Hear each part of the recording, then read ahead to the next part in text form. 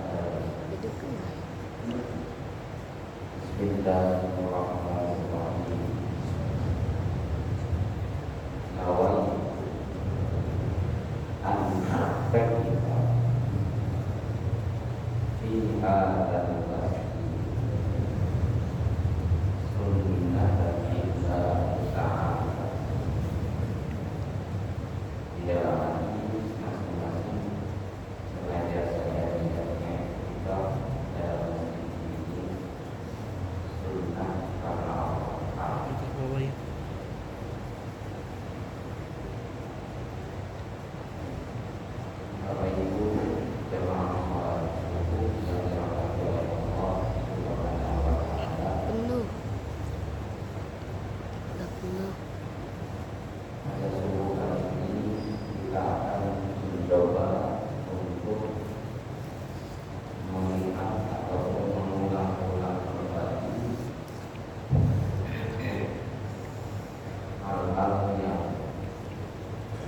Momennya dekat dengan kita ataupun permasalahan yang selalu terulang setiap tahunnya, yaitu permasalahan ibadah kurban.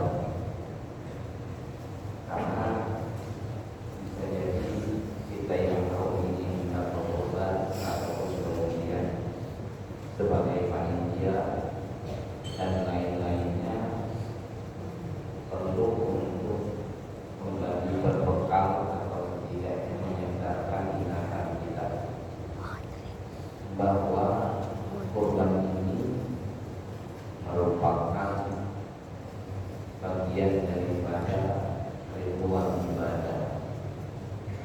Karena dia merupakan ibadah, maka tentu saja ada ketentuan, ada aturan yang harus dipenuhi.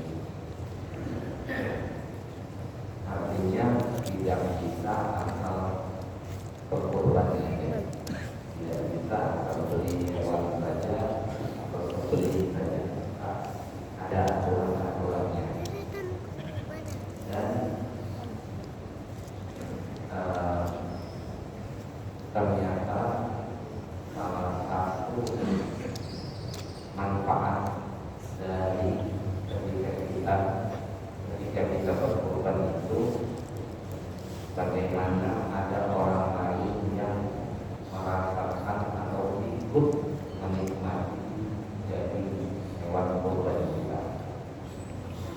Menurut pribadi itu pernah melihat langsung di hadapan mata ada orang habis dibagikan dagingnya itu, lalu beliau senangnya luar biasa, bahagia sekali sampai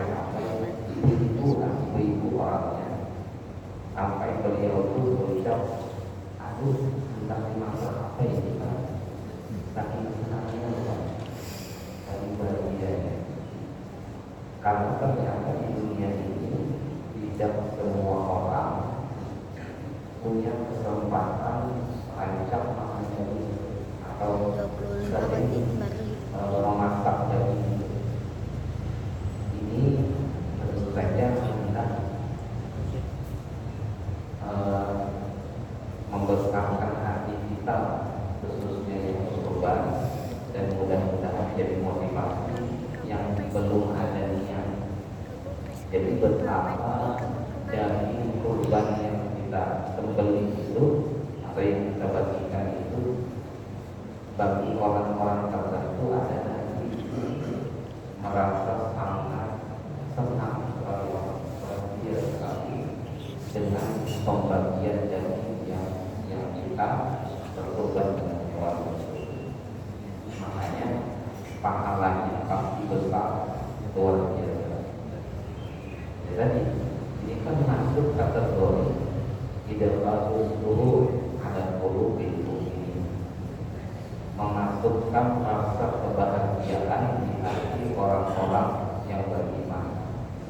Lihat saudara kita kaum muslimin, ada orang yang sangat bahagia sekali ketika mendapati daging kurban yang dibagikan.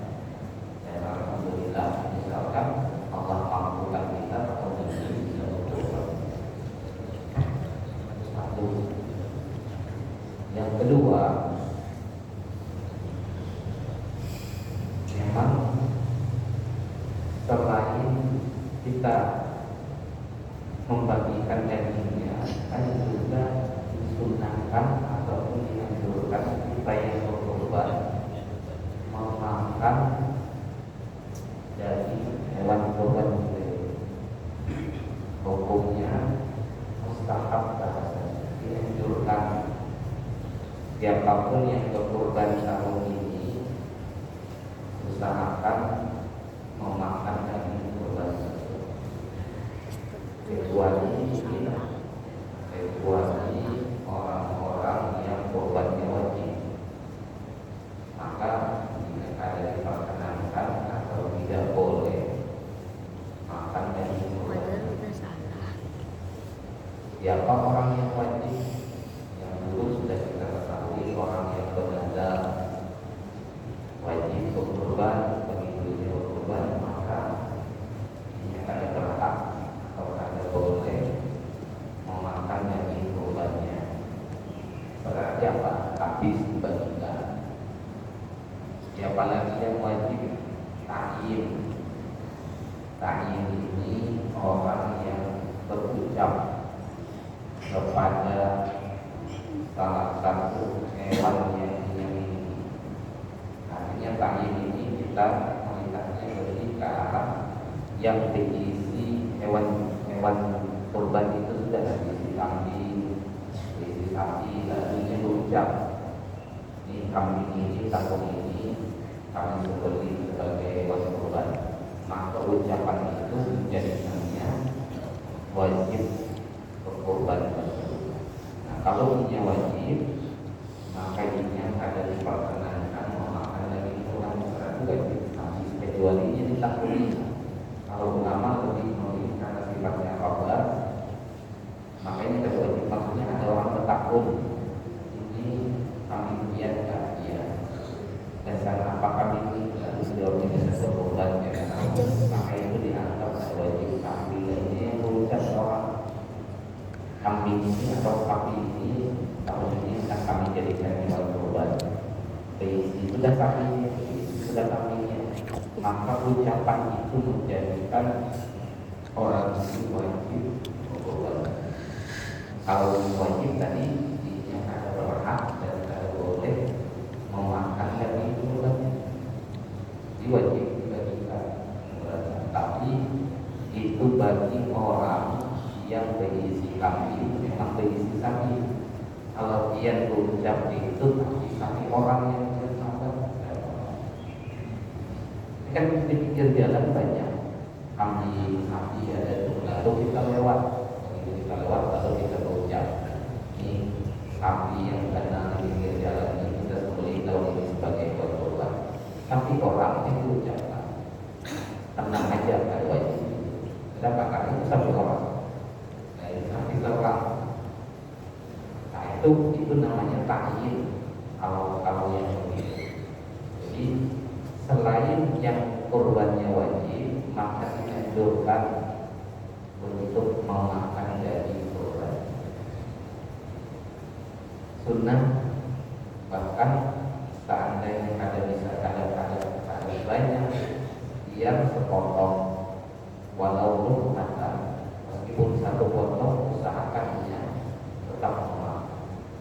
Lalu ada muncul pertanyaan yang terjadi dalam masyarakat kita. Di masjid kita ini patungan sapi satu orang berapa?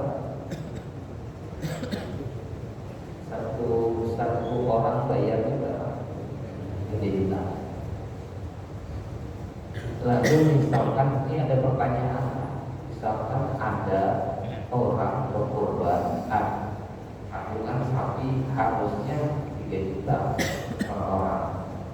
Ternyata di antara yang bertujuh ini ada yang sampai 3 juta bayarnya. Entah karena dapat sapinya yang lebih murah, ataupun kemudian duitnya sudah cukup. Jadi misalkan 5 orang 3 juta, 2 orang lainnya itu hanya 2.500.000 misalkan. Berarti kan selisih 500 dengan yang berlima. Sementara mereka membeli sapi yang sama, arti patungan bertujuh ini tadi. Nah, pertanyaannya, apa kurban yang begitu? Jawabannya sama sekali tidak ada masalah. Sah tak untung yang bayar sedikit. Dalam arti apa? Ada perlu mengeluarkan biaya sampai 3 juta. Dan ini babnya masuk kepada al-udhiyah al-ghair, kurban bagi orang lain. Kan bisa di dunia ini kita berkurban, kita melaksanakan ibadah kurban, tapi kita ada keluar duit, ada perlu keluar biaya. Kenapa? Karena ada orang yang menukarkan hewan kita, ada orang yang menukarkan sapi, lalu kita dibawahi ada bayar. Nah itu jelas artinya ada pemberian dari orang lain. Bisakah begitu? Sah kurbannya dan sempurna ibadah kurban yang dilakukan. Makanya kita bisa saja ada orang lain berkurban yang beli 1 ekor sapi, tapi bulan sini berlima aja, 2 lagi jatahnya bisa 2 orang lagi. Lalu yang 2 orang itu salah satunya kita. Jadi masuk nama aja berarti. Nama kita dimasukkan di situ, lalu kita berniat berkurban, bisa, boleh. Itu namanya al-udhiyah al-ghair, kurban jasa orang lain. Memang syaratnya ada 2. Apa syaratnya? 1, yang bersangkutan diberitahu. Yang kedua, yang bersangkutan mengizinkan. Maksudnya beginilah, kita berkorban, begitu kita berkorban, nukar 1.000 sapi. Di rumah kita ini ada 5 orangnya, lalu kita masukkan 5 orang ini namanya, kan masih ada 2 tadi. Sekalinya ada saudara kita atau keluarga kita yang di balik papan. Bila hendak memasukkan namanya yang di balik papan itu, ya syaratnya inya yang di balik papan kita kabari, kita beritahu, misalkan kita telepon, kita kadahi, Anda kawan berkorban tahun ini di sama desa kami berkorban maka kami masih berlima, misalnya kalau mau berdua lagi, lalu jamnya bayarkan, ada yang kita harus bayar lagi orang sapinya sudah kita beli. Apabila inya ya hendak kaitan masukkan akunya, maka sah nanti ibadah kurban yang dilakukan. jadinya berucap terus lagi harus dimasukkan nama aku ya. Kalau bisa kirimkan duitnya itu berarti ini itu hendak minta kirimi duit, ada minta kirimi pahala kan mentahnya aja tidak terima. Nah, maka dasar enak apabila kurban dilaksanakan bagi orang yang ada mengizinkan.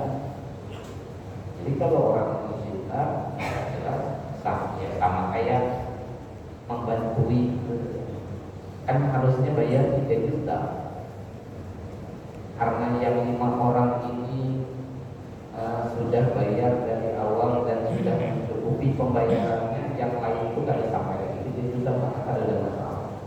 Tidak ada masalah yang lain itu artinya ada mesti dalam 1 ekor sapi itu pembayarannya sama, beda-beda, ada masalah yang penting semuanya sepakat berpatungan untuk membeli sapi. Lalu ada juga bagaimana ini mungkin sudah kurban untuk orang lain yang orangnya sudah meninggal. Misalkan kita berkurban tahun ini, lalu atas nama siapa? Atas nama orang tua kita, abah, mama, tapi sendiri sudah meninggal. Kira-kira sahkah kurban yang itu? Kalau dalam pendapat mazhab Imam Syafi'i yang pertama atau yang paling masyhur, kurban yang seperti itu kada sah kecuali ada pernah pesan atau wasiat dari orang yang sudah meninggal. Orang tua kita itu dulu sebelum meninggal pernah berucap, bila anak-anak ini punya rezeki lalu datang hari raya kurban dan berkurban, tolong masukkan nama abah, tolong masukkan nama mama. Nah itu berarti wasiat sini ada pesan. Bila berkurban anaknya, orang tuanya sudah meninggal, yang itu mendapat yang muktamad yang pertama sah kurbannya. Tapi sebaliknya, bila ada orang tuanya ini sama sekali tidak pernah berbesar, ada wasiat apa, meninggal orang tuanya, lalu anaknya berkurban atas nama orang tuanya yang meninggal itu, maka tadi pendapat yang pertama ada kurban itu. Tapi adakah solusinya? Ada solusinya. Berkurbannya tetap nama si anak, cuman si anak meninggalkan dalam hati pahalanya, ya Allah ini belum berkurban, mudah-mudahan Engkau bagi pahala ini kepada orang tua hamba yang sudah meninggal, kepada abah, kepada mama. Nah itu bisa, tapi caranya namanya yang berkorban nama si anak yang masih hidup, jangan langsung diberikan nama orang tuanya. Jadi dipahami lah. Itu pendapat yang pertama, ini lebih kuat pendapatnya, lebih aman caranya itu. Kalau yang tahun ini hendak berkorban 2, lalu dia keingatan orang tua yang sudah meninggal. Pendapat yang pertama, kalau kira-kira orang tua itu ada pernah berbesar, ada pernah berwasiat, sudah dia korban atas nama dia, korban atas nama dia, tapi dia adalah nanti ya Allah niru berkorban. Semoga Engkau berikan juga pahalanya dengan orang tua dulu. Nah itu caranya. Lain keingatan orang tua, begitu hendak berkorban, lalu kita masukkan nama orang tua kita yang sudah meninggal. Padahal sedikit kada pernah berwasiat, padahal sedikit kada pernah berpesan, maka dianggap kada sah itu. Di nama kita aja, nama yang masih hidup, pada orang yang sudah. Adapun akikah, ya kan karena bila pembahasan kurban, ya jadi kita dekat dengan pembahasan akikah. Adapun akikah sudah ada lagi akikah bagi orang yang sudah meninggal. Dengan kata lain, kalau akikah itu hanya untuk yang masih hidup, ya artinya ini, kalau ada orang merasa Lalu Siti keingatan ayahnya abah mama bahari belum nikah. Lalu hari ini kita anaknya kan mau nikahi tapi orang tuanya meninggal. Kan ada lagi istilah akikah. Seandainya dilaksanakan akikah pun makanya bisa jadi apa? Atau ada salah akikah? Karena akikah itu hanya berlaku bagi orang yang masih hidup. Adapun kurban itu bisa meskipun orang yang sudah meninggal bisa atas nama orang itu dengan catatan tadi wasiat. Kalau ada wasiat bisa saja pahalanya. Itu pendapat yang paling kuat, yang paling masyhur dalam mazhab Imam Syafi'i. Meskipun ada yang kadang-kadang merasakan dalamnya, meskipun ada pendapat lemah pendapatnya, tapi ada, yaitu apa? Orang yang masih hidup bisa berkorban atas nama orang lain yang sudah meninggal. Ada bepesan, ada wasiat, boleh sah korbannya. Ada pendapat yang itu tapi pendapatnya lebih lemah dari pendapat yang pertama.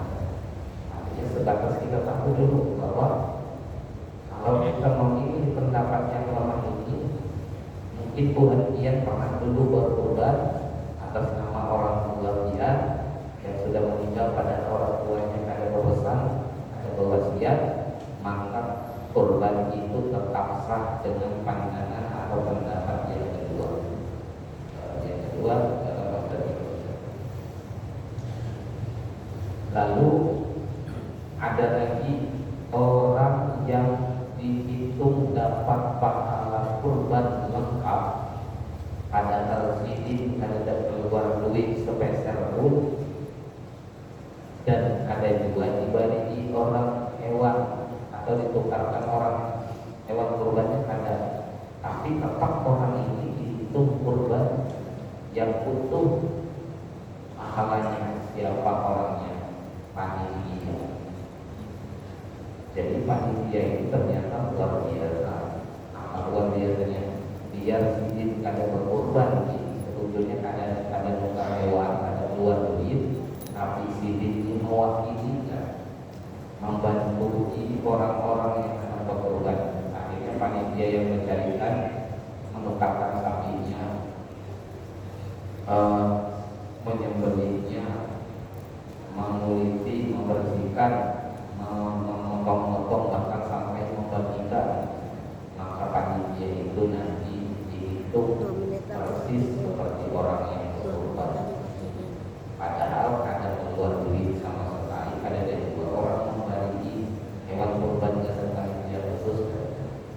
Makanya siapapun yang jadi panitia di antara kita seberantara, bersyukur alhamdulillah, biar kita ada nukar hewan sebelum kita bayar, maksudnya insya Allah dapat pahala kurban. Nah, apabila sudah dapat pahala kurban, jangan dirusak pahala itu. Kayak pacaran merusak, jaga nikmat mengamani dagingnya. Artinya anak banyak dapat. Kan banyak terjadi di beberapa tempat di masjid-masjid. Yang laki jadi panitia, tapi berisi anak buah, ini dan anak di belakang. Jadi pura-pura empat menatakikan petang-petang gadisnya, dagingnya. Begitu sebagian dinamakan mundur ke belakang. Yang di belakang ada timnya sedang menyambut. Begitu selesai dihitung, sapi yang seharusnya 80 kilo jadi 25 ya. Banyaknya itu. Sampai pernah kejadian, bayangkan dia sebenarnya kepala sapi itu hilang. Ada mungkin samut kalau mengangkat kepala sapi itu. Ada mungkin ditanggung samut itu itu pasti ada mafianya. Siapa yang jadi mafia? Panitianya, Pak. Makanya perlu sampaikan ini bahwa dia jadi panitia, maka di situ sudah ada anugerah yang besar yang Allah siapkan. Bahkan mohon maaf, seandainya seandainya panitia itu ada dapat daging lagi, sejujurnya sudah cukup dengan pahala yang buat ini dapat. Tapi jangan juga kasihan tuh panitia ada dapat sama sekali. Nah, makanya kan tetap ada panitia tetap diberi cuma tadi sekali lagi jangan niatnya anak banyak dapat daging. Makanya kan bisa juga ada panitia dadakan melihat sapinya minum lama-lama kadang-kadang banyak datangan. Ya tujuannya akhirnya berpikir apa? Supaya banyak dapat rajin jadi panitia ini. Begitu pembagian sekalinya dapat sekiloannya dapat langsung tahun kena ada lagi ya. Nah padahal waktu ingat jadi panitia itu dia dapat pahala lengkap sebagai orang yang berkorban. Belum tentu ada orang yang mudah mengeluarkan biaya 3 juta. Nah kita tidak perlu mengeluarkan biaya sebanyak itu. Tenaga aja ibaratnya kan tenaga dan waktu yang kita keluarkan tapi pahala juga. Ya, jadi panitia. Lalu yang terakhir ini motivasi aja lah. Jadi mohon maaf kalau misalkan dia belum ada niatan atau belum ada kemampuan, mudah-mudahan Allah melakukan ini bukannya ulun hendak bersombong diri ataupun pamer, tapi ini bujur-bujur pengalaman yang ulun rasakan. Alhamdulillah ulun umpat berkorban ini, berpatungan ini ulun umpat dari beberapa tahun yang lalu. Jadi ulun pada saat awal-awal umpat berkorban itu, nah inilah sekali lagi mohon maaf bukannya anak pamerkan, tapi ulun merasakan langsung. Waktu dulu sama biayanya patungan beli sapi itu kurang lebih 3 juta per orangnya. Pada saat itulah dengan gaji yang ulun terima, dengan pendapatan yang ulun miliki pada saat itu lumayan mengumpulkan duit 3 juta itu akhirnya bisa membayar patungan sapi itu. Jadi bahasanya itu ngalih sedikit mengeluarkan duit itu karena ada banyak masih diisi duit bahasanya begitu. Tapi alhamdulillah ulun umpat berkorban, keluarga kami umpat bayar 3 juta. Ternyata janji Allah bahwa orang yang berkorban itu ada harapan akan miskin, ada harapan akan berkurang hartanya, tapi justru sebaliknya akan tambah berkah, tambah luas rezekinya. Dan itu belum rasakan tahun ini atau tahun-tahun setelah itu. Makin tahun begitu diminta bayar kurban 3 juta itu, rasa-rasanya hari ini ringan saja, ada berat lagi. Berarti apa? Ulun merasa rezeki ulun Allah luaskan sehingga duit 3 juta itu kayak ada banyak lagi. Ngerti lah ya? Maksud untuk ini dulu awal-awal ulun berkorban ini ulun pribadi merasakan kayak banyak-banyak 3 juta aku bawas mengumpuli dulu hanya setebayar. Hari ini ulun berkorban nominalnya kurang lebih sama 3 juta itu kayak ringan aja. Artinya alhamdulillah berarti ulun punya rezeki yang luas sehingga 3 juta ini ada berat, ada sulit mengeluarkan duit atau mencarikan duit yang 3 juta. Itu tanda berarti apa? Tanda setiap tahunnya Allah luaskan rezeki orang-orang yang berkorban. Nah, makanya ulun hendak mengajak dia, kalau tahun ini belum ada niatan dan ini kita masih ada kesempatan, bismillah aja. Apalagi dia memenuhi syaratnya, kan syaratnya 3 aja. Satu, orang Islam, kita orang Islam. Ini syarat bahasa siapa orang yang diminta berkorban itu siapa? Ya orang yang ada 3 syarat pada dirinya. Satu, orang Islam. Yang kedua, al-bulugh wal aqlu, orangnya telah dewasa dan memiliki akal yang sehat. Berarti 2 ini ada pada diri kita. Yang ketiga, al-istita'ah, orangnya dasar ada berisi duit, mampu. Berapa duitnya? Ya sebesar kurang lebih 3 juta tadi. Apabila berisi 3 juta itu sebujurnya hitungannya 4 hari aja. Waktu hari raya Idul Adha-nya ditambah hari tasyrik tanggal 11, 12 dan 13. Bila 4 hari inilah ada orang berisi tabungan atau di rekening duitnya itu ada sekitar 3 juta dan ininya itu sudah cukup dasar makan, ada pakaian sudah terpenuhi, tempat tinggal biar mau kontrak atau nyewa aja, tapi hitungan awal aja bayar, masih ada duit kurang lebih 3 juta, maka orang ini berarti dianggap mampu. Kalau inya mampu berarti inya yang diminta untuk berkurban. Artinya Allah bahasanya fasholli li rabbika wanhar itu ditujukan orang-orang yang itu. Berarti kita di dalam ya tinggal kita aja ukur diri, berarti sebetulnya kita ini mampu. Tinggal urusan berikutnya mau atau adanya. Sementara kurban inilah kebalikannya dari poligami. Kenapa poligami? Karena poligami itu banyak yang kadang mampu tapi mau. Urusan poligami nomor 1 jadi bila urusan berkisah pembini pulang sudah laju benar sini berkisah, malahan hendak benar sini padahal sini kadang mampu orangnya. Itu poligami. Bila kurban mampu tapi kadang mau. Nah makanya kebalikannya. Sampai kai-kai yang turun aja ditakoni yang nggak kawin lagi kayak nggak ada akun jadi berarti hendak itu urusan poligami. Makanya poligami itu banyak yang sebujurnya kadang mampu tapi mau. Sebaliknya kurban ini banyak yang mampu sebujurnya tapi kadang mau. Ya kalau kebalikannya kalau cocok benar urusan poligami nomor 1.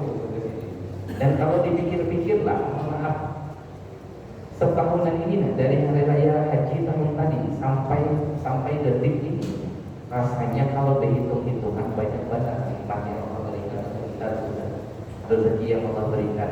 Begitu datang bulan Dzulhijjah, Allah kadang minta balasan yang banyak itu diminta diambil ulang. Allah hanya minta kalau bahasa duit minta 3 juta coba tukarkan ke kambing, tukarkan ke sapi, sebagai makhluk itu aja. Seandainya Allah minta dengan kita ini, sebagaimana yang Allah minta kepada Nabi Ibrahim, ya kita berarti seandainya itu kan ada sampai seperti itu. Yang Allah minta kepada Nabi Ibrahim apa? Memberi anak. Seandainya Allah minta, wahai umat manusia atau saat ini orang Islam, kami sudah begitu banyak memberikan karunia kepadamu, banyak banget rezeki yang sudah diberikan, tolong pembina hari raya haji syukuri anak masing-masing. Ayo, beratnya mana ada yang mampu kita ini, mana ada yang tega. Seandainya mampu jual dan seluruh dunia ini paling seikung kedua, itu in yang anaknya terbanyak. Anaknya seikung atau 2 aja kayaknya berat. Anak sidin banyak sampai 10 misalkan bisa jadi mampu itu. Mau sidin beli anak, tinggal dicari aja yang paling nakal. Yang terancak minta duit belanja sekali aja sudah. Itu belum tentu gitu. Tapi kan ada Allah kan minta itu. Tahu ya Allah pasti berat banget kalau itu. Lalu Allah akan minta apa? Datang hari raya haji, berisi duit 3 juta, makan minum sudah ada, pakaian yang dipakai ada, wadah diam ada, tolong beli hewan seperti itu aja. Makanya prinsip kurban pertama itu urusan pembagian dagingnya itu lain. Nomor 2 itu yang paling pertama itu mau ada melakukan apa yang Allah minta, yaitu melaksanakan ibadah kurban. Dan tadi Allah jadikan bila ingin mau jangan aku ganti dengan yang lebih baik. Duit yang keluarkan itu ya tadi misalkan 3 juta kita keluarkan duit, itu sudah Allah siapkan dasar balasan dunia aja lah. Rezekinya berlipat ganda. Yang rasakan aja tahun ini biar berkorban, tahun depan hitungan duit yang dia keluarkan tahun ini rasanya sulit lagi dia keluar. Karena berarti apa, rezekinya Allah luaskan, udah lebih banyak lagi, lebih berkah lagi. Itu hendak meyakinkan diri kita bahwa apa yang Allah minta dalam ritual ibadah ini ada sia-sia semuanya. Adapun teknis pembagian dagingnya yang sepertiga dibagikan ke siapa itu nomor setelahnya. Yang paling pertama itu kita sebetulnya menjawab atau merespon apa yang Allah minta. Dan ini bicaranya apa? Bicaranya iman. Iman kita nih tentang masalah membeli hewan atau menyembelih hewan kurban. Allah Taala baik, itu sebagai pengantarnya. Masih ada sedikit waktu, silakan kepada jemaah Bapak, Ibu, kita silakan dulu terkait pembahasan kita tadi atau mungkin beberapa lain. Mungkin Pak, silakan Pak. Silakan.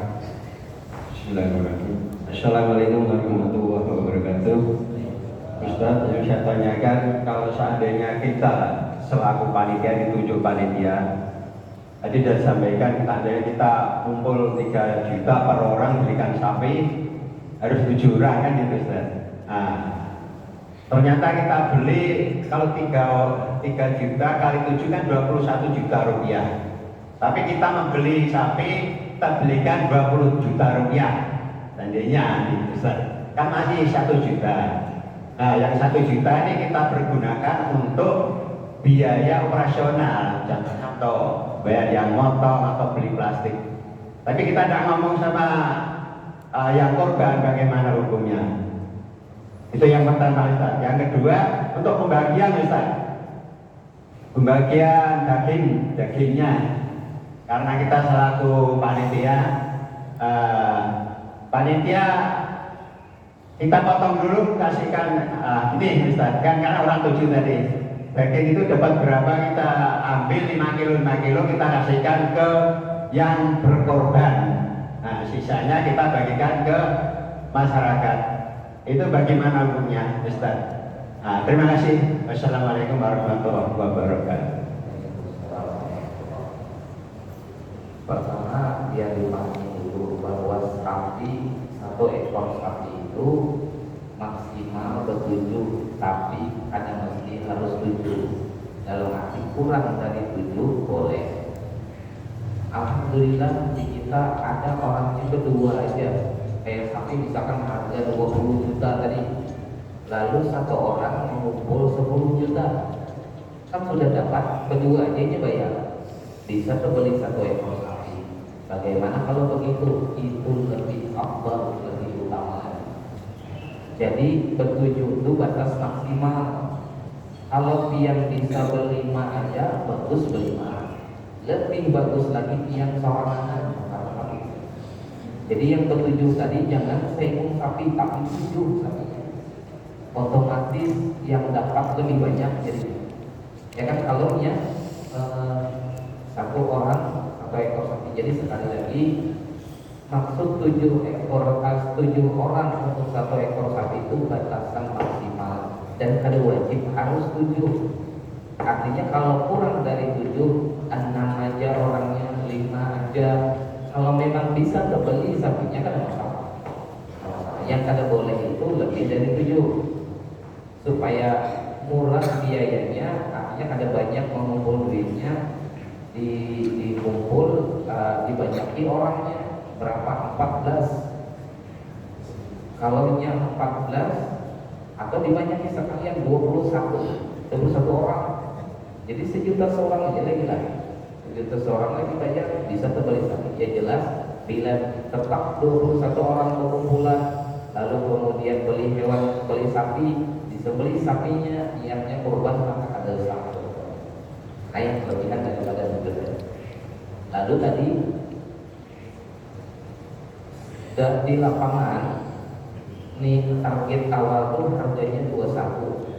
Ternyata begitu dan dibelikan sapinya, mungkin bisa jadi ada pas harga promo dan lain sebagainya, lalu dapat sapi yang harganya 20. Sementara yang berkorban ini kan pengumpulan duit 3 juta seorang, berarti ada kelebihan berlebihan, harusnya 21, jadi 20 aja. Nah yang 1 jutanya oleh panitia diinisiatifkan belikan plastik intinya untuk operasional saudara, termasuk seandainya panitia perlu biaya bensin dan lain sebagainya juga akan diambil dari uang itu misalkan. Bolehkah kalau pertama jawab pertanyaannya boleh? Insya Allah boleh, bisa begitu. Nah namun yang tadi jadi pertanyaannya itu tanpa memberitahu orang yang berkorban, tanpa memberitahu. Sebetulnya kalau bicara sah tidaknya korban itu tadi diberitahu atau ada yang berkorban tersebut yang mengumpul duit itu, insya Allah korbannya tetap sah. Hanya memang ada di sisi lain pertanggungjawaban tentang amanah dan kejujuran panitia. Maka yang paling tepat caranya adalah disampaikan ke orang-orang yang berkorban bahwa duit penghentian yang bertujuh ini kelebihan 1 juta. Nah, tapi 1 jutanya ini kami tukarkan ini, kami inikan ini, artinya ini akan menunjukkan bahwa panitia itu betul-betul amanah. Ini kan bicara tentang kepercayaan dengan sambungannya. Karena belum jujur aja lah, ada masjid di Samarinda, masjidnya besar, pinggir jalan yang berkorban di situ ada. Pernah terakhir itu 1 ekor sapi aja untuk sekelas masjid yang dengan itu rasa-rasanya pada mungkin, tapi itu yang terjadi gara-garanya apa? Gara-garanya ada masyarakat jamaah yang percaya dengan pengurusnya. Sapi itu batisnya 4, bila disembelih di masjid itu 2 aja lagi. Ya kemana coba? Nah, itu yang mengulang orang-orang akhirnya ada percaya dengan jadi kembali bicara tentang amanahnya bahwa kelebihannya itu sampaikan. Ulun yakin yang berkorban itu karena sudah mengeluarkan duit dari awal 3 juta itu, biar kada sampai ditukarkan, kada sampai habis duit itu sebagian yang dipakai untuk operasional dan ulun yang ikhlas, jangankan operasional, ibaratnya duit yang kelebihan ini tadi diambil oleh panitia, ulun yang kada dipermasalahkan lagi oleh yang berkorban. Karena buat ini sudah bujuk orang-orang yang berkorban bujuk kan niatnya hendak ikhlas sudah bahasanya gitu, yang baik luar biasa. Tetapi ya di sisi lain panitia tetap ada untuk menjaga amanah. Tapi sekali lagi kalau seandainya kada disampaikan dua lalu dilaksanakan pelaksanaan kurban itu dipotong hewannya dibagi, maka insya Allah kurbannya selesai. Lalu yang kedua mengenai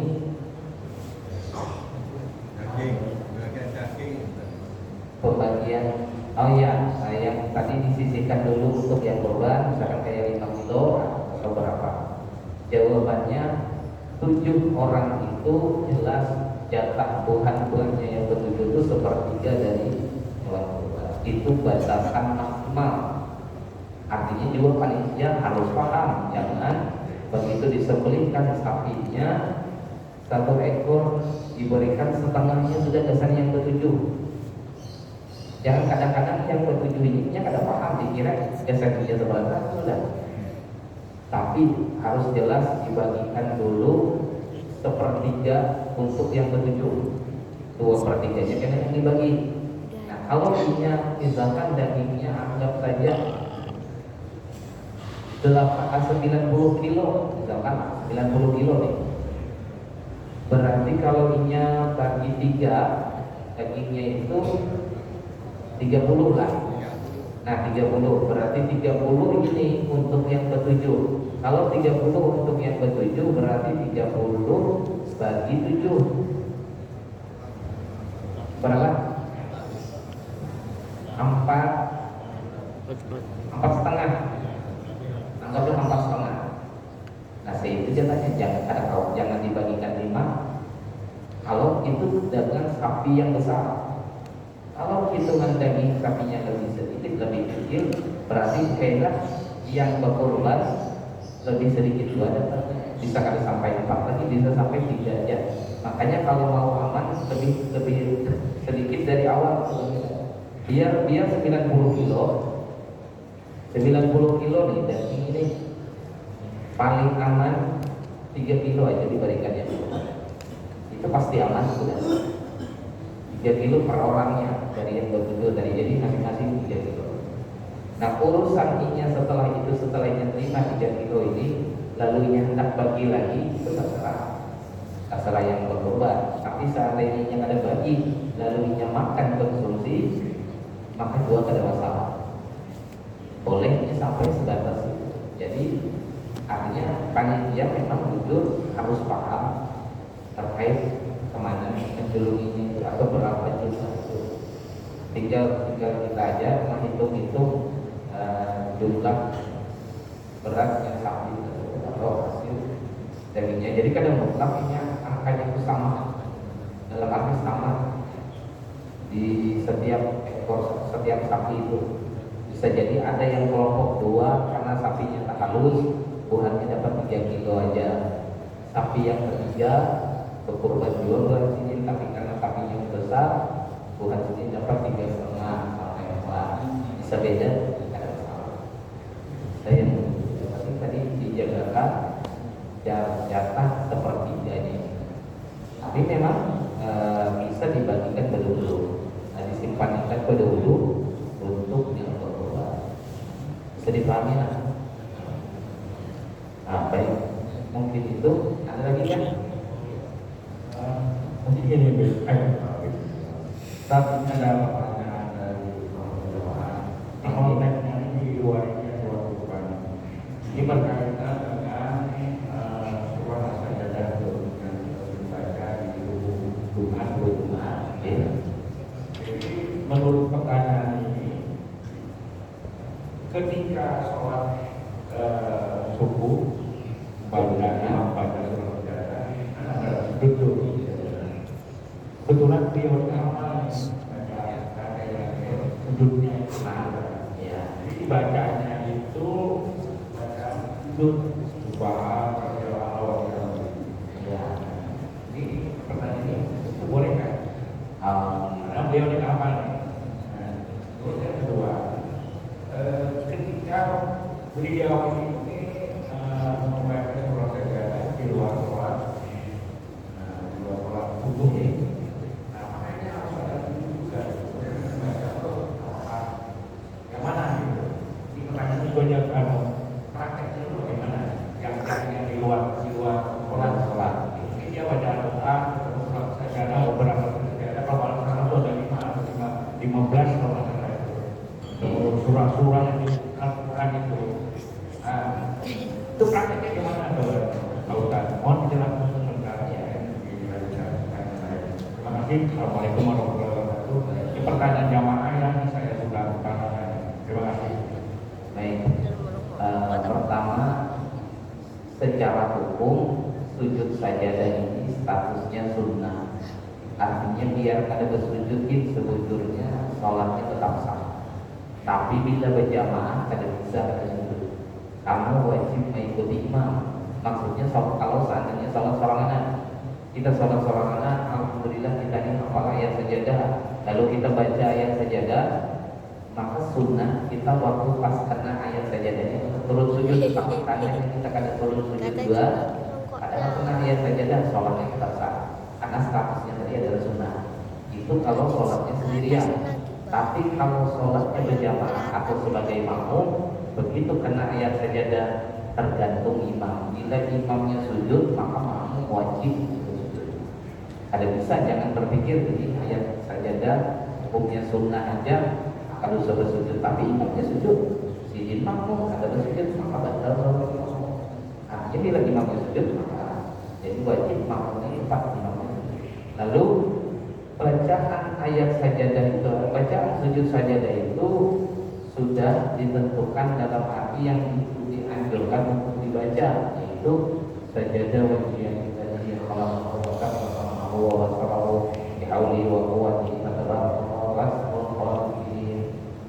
ada orang yang kada hafal itu, bagaimana? Maka jawabannya boleh, bagaimana yang ditanyakan hanya membaca bacaan sujud biasa.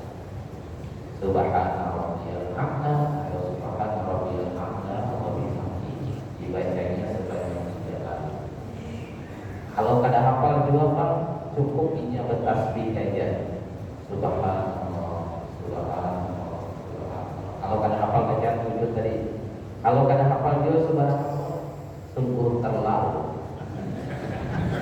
Apabila masuk Islam subhanallah aja kada hafal. Nah, tapi memang anggaplah ini subhanallah aja kada hafal Sidin.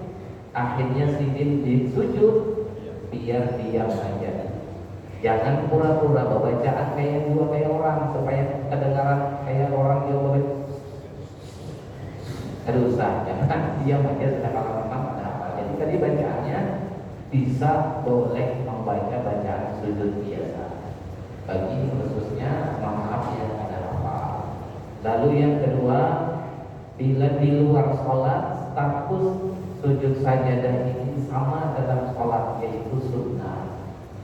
Bagi siapa? Bagi orang yang membaca ayat sajadah, bagi orang yang mendengar ayat sajadah, sunnah untuk buatnya bersujud. Kalau ini ada bersujud, maka sama sekali ada berdosa buatnya. Tapi bukan itu yang ada bersujud nih, kelewatan, ada pahala yang dilewatkan begitu saja. Makanya kita orang-orang beriman dan kadang-kadang kehilangan pahala-pahala itu, lalu bila karena ayat sajadah kita akan berusaha bersujud. Di Al-Quran biasanya bergaris bawah, ayat sajadah itu bergaris bawah. Jadi bila dia baca Quran, ada yang bergaris di bawahnya, lalu di ujungnya ada kayak gambar menara atau mihrabnya masjid, menara masjid, itu berarti itu ayat sajadah. Nah, bilanya yang kadang terlalu paham letaknya di mana-mana, bila yang baca karena ada ayatnya bergaris di bawah, lalu di paling ujung ayat itu karena ada gambar kayak menara masjid, itu berarti itu ayat sajadah. Bila sampai situ sunnah biar sujud. Lalu tadi pertanyaan kayak apa caranya? Yang baca, lagi baca sampai ayat sajadah itu, maka dia stop bacaan dia, menghadap kiblat wajib. Misalkan kebetulan mengajinya ini baca Qurannya, ini kan membelah kiblat. Begitu sampai ayat sajadah, stop bacaan ayatnya, berbalik, pindah dari tempat mengaji ini tadi baca Quran ini menghadap kiblat. Duduknya kayak duduk tasyahud awal, kayak duduk antara dua sujud duduk, lalu bertakbir, wajib bertakbir. Takbir yang memulai Allahu Akbar itu. Jadi begitu sudah duduk menghadap kiblat tadi, lalu bertakbir, Allah, saya sujud sajadah karena Allah. Kayak orang mulai sholat, Allah, saya sujud sajadah karena Allah. Dalam hati itu ada bersedekap, ada Allah. Habis itu langsung turun sujud. Nah, bacaannya kayak sujud sajadah tadi. Kalau pada hafal cukup dengan subhana rabbiyal a'la wa bihamdihi, subhana rabbiyal a'la wa bihamdihi, subhana rabbiyal a'la wa bihamdihi. Bangun, duduk lagi, duduknya tetap duduk kayak antara dua sujud, duduk tasyahud awal. Ada bacaan apa-apa, tapi pakai salam. Jadi begitu duduk, salam. Yang lanjutkan saja. Kalau di luar sholat wajib itu ada bisa asal baca lalu tiba-tiba sujud saja, apalagi ada menghadap kiblat dalam mazhab Syafi'i ada. Kalau tadi kan di dalam sholat, karena sudah dari awal sama sholat sudah, kalau khusus untuk sujud saja wajib bertakbir, wajib menghadap kiblat, wajib bersalam. Habisnya sujud tuh, nah sujudnya sekali aja, bangun, salam. Yang tadi kita baca Quran. Sederhananya kayak itu. Nah, insya Allah mudah-mudahan karena kita baca lagi secara rincinya atau lebih jelasnya. Tapi untuk hari ini sederhananya mungkin itu. Gak jelas saya kalau punya ada makanan. Nah, jelas waktunya agak inilah, kemungkinan duha jam berapa?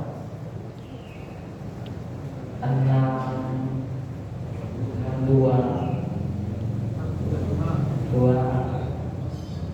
kemungkinan ini duha sudah tak? Kemungkinan kemungkinan kalau ulun kada gelap ini waktunya waktu duha sudah, artinya habis waktu syuruk. Jadi kalau dia sholat di sini niat aja untuk sholat duha nih.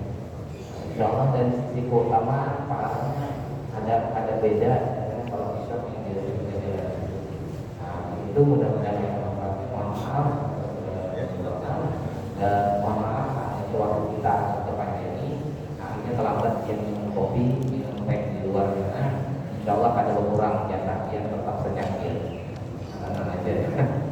Itu kita doa sama-sama mudah-mudahan Allah berikan istiqomahan, mudah-mudahan Allah berikan ketetapan hati dalam setiap ketaatan dan kebaikan yang sudah kita lakukan. Amin ya rabbal alamin. Ada dunia wa kulli yasir salihah wa ila hadratin nabi Muhammad Rasulullah sallallahu alaihi wasallam.